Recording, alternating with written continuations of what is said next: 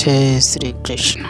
नमस्कार, जय श्री कृष्ण दोस्तों। मैंने पिछले वीडियो में आपको रविवार का व्रत कैसे करते हैं उसके बारे में बताया था। आज मैं आपको सोमवार का व्रत कैसे करते हैं और उसका कथा सुनाता हूँ। अगर आप नए हैं तो मेरे चैनल को लाइक करें, सब्सक्राइब करें और ज़्यादा से ज़्यादा शेयर करें और सब्सक्राइब करना ना भूलें ताकि नया आने वाला वीडियो का आपको नोटिफिकेशन मिलता रहे। जय श्री कृष्ण। सोमवार के व्रत की कथा पुरानी कहावत के अनुसार एक व्यापारी था। वो बहुत अमीर था, बहुत धनवान था, बहुत पैसे वाला था। उसके पास पैसे की कोई कमी नहीं थी, लेकिन फिर भी वह हर रोज भोलेनाथ के मंदिर में जाता और दिया लगाता, घी का दिया जलाकर भोलेनाथ के चरणों में वंदना करता। हर सोमवार को व्रत रहता है और दिया लगाता है, भोलेनाथ के चरणों में शीश नवाता है। उसके घर में पैसे की कोई कमी नहीं है, सिर्फ उसकी कमी है तो एक कमी है, उसके पुत्र नहीं। उसके पुत्र नहीं होने के कारण उसको मन ही मन टेंशन बहुत रहती है। मन ही मन वो बहुत चिंतित रहता है वो व्यापारी कि इतना धन, इतनी संपदा होने के बावजूद मेरे पीछे कोई नहीं है। तो वह भोलेनाथ के चरणों में हर सोमवार को ऐसे ही सोमवार का व्रत रहता और दिया जलाता।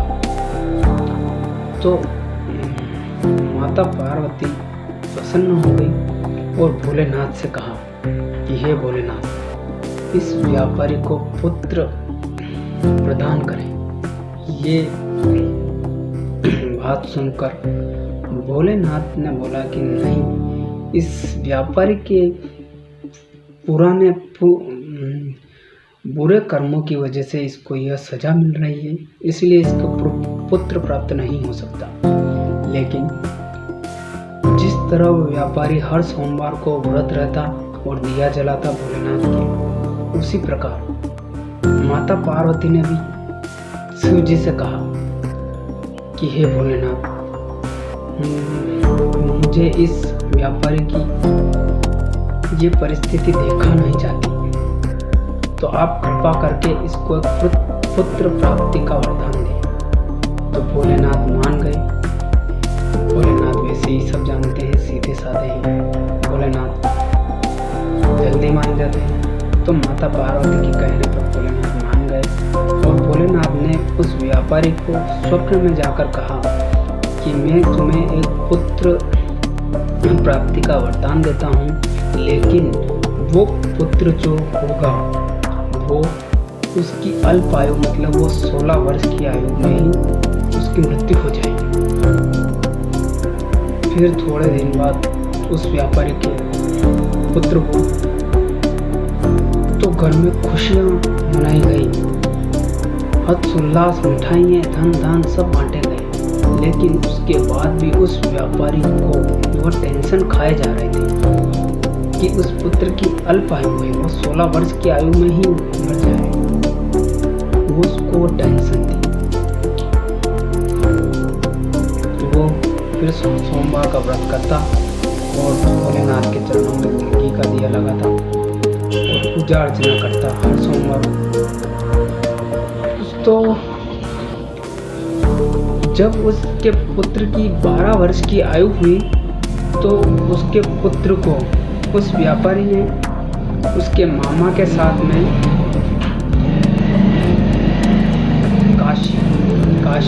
काशी भेजा पढ़ाई के लिए। काशी भेज दिया। तो वो व्यापारी का पुत्र और वो जो उसका मामा है, वो दोनों जहाँ जहाँ भी जाते और जहाँ भी रुकते वहाँ हवन यज्ञ करते। जहाँ जहाँ भी जाते वहाँ हवन यज्ञ करते। तो एक दिन वो कहीं किसी राजा के वहाँ राज्य में हवन कर रहे थे। उसी राज्य में उस राजा की कन्या का विवाह था और उस राजा की कन्या से जिसका विवाह था उसके उस लड़के के पिता को यह टेंशन खाई जा रही थी कि मेरे पुत्र के एक आंख नहीं है, मेरा पुत्र काना है। अगर ये बात राजा को पता चल गई तो मुझे सजा मिलेगी, तो उसके लिए मैं क्या करूं। तो उस लड़के के पिता के मन में यह चाल सूझी कि वो बनिए का व्यापारी का लड़का और उसका मामा दोनों जहाँ थे, उस व्यापारी के लड़के को उसने पैसों का लालच देकर उसके मामा को और उस लड़के को मना लिया। मनाने के बाद में उसको दूल्हा बना लिया और शादी के लिए उसको राजा की कन्या से उसका विवाह करवा दिया। विवाह करवाने के बाद में उस व्यापारी के पुत्र को संतोष नहीं, वो इस झूठ को नहीं सहन कर पा रहा था। तो उसने उस रानी, उस कन्या के दुपट्टे के ऊपर ये सच्चाई लिख दी कि मेरे साथ एक पैसे से कांटेक्ट हुआ है और मैं तो घर जाने के बाद में आपका दूल्हा एक काना रहेगा और मैं वहाँ से काशी जी चला जाऊँगा पढ़ाई के लिए मेरे मामा के साथ। अब ये बात उस लड़की ने पढ़ ली और उस शादी होने के बाद में सब ये क्रिया शादी होने के बाद में उस व्यापारी के लड़के ने उसके पल्लू पर लिखा शादी हो गई। तो उस लड़की ने राजा से कहा, तो राजा ने उस लड़की को विदा नहीं किया, वहीं पे छोड़ दिया। अब वो लड़का काशी जी चला गया, वहाँ उसने अच्छी पढ़ाई की। वहाँ जाकर उसने हवन किया, यज्ञ किया और हवन यज्ञ करने के बाद में सभी पंडितों को भोजन करवाया और उनसे आशीर्वाद प्राप्त किया।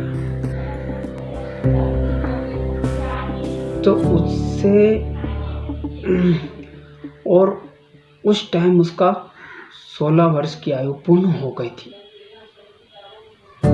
तो 16 वर्ष की आयु पूर्ण होने के बाद में वो जब रात को घर में जाके सो गया तो वो सोता का सोता ही रह गया, वापस नहीं उठा, क्योंकि उसकी उम्र अल्प आयु थी, जो उसकी उम्र पूर्ण हो चुकी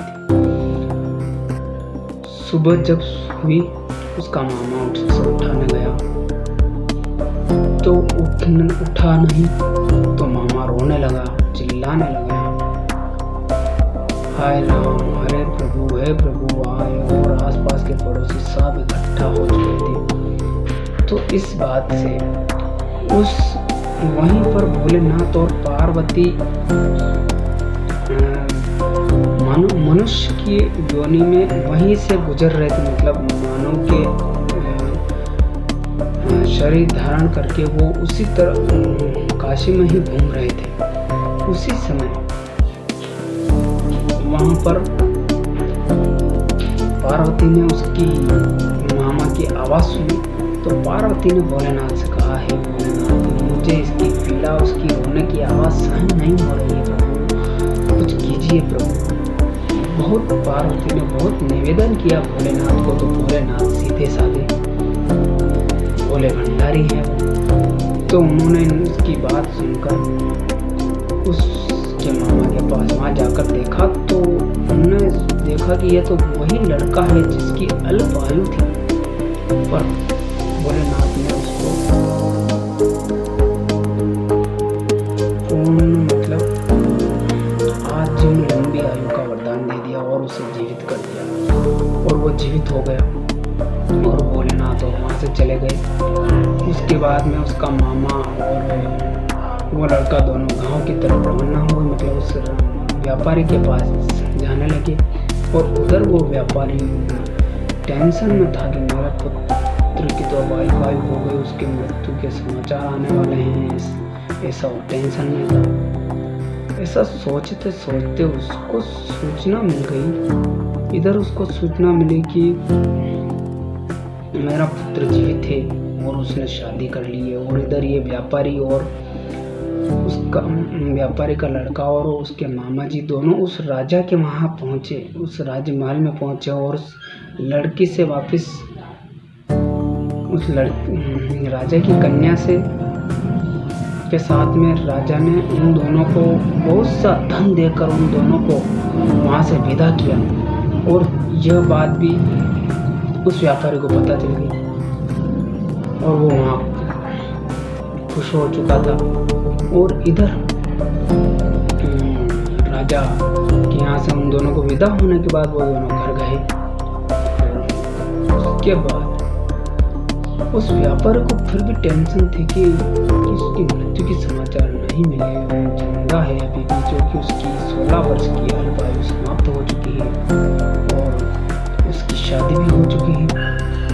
रात को उसको स्वप्न आया, भोलेनाथ ने कहा कि मैंने तुम्हारे पुत्र को आजीवन लंबी आयु का वरदान दिया है, अतः उसकी लंबी आयु। ऐसा करके भोलेनाथ चले गए और व्यापारी भी प्रसन्न हुआ।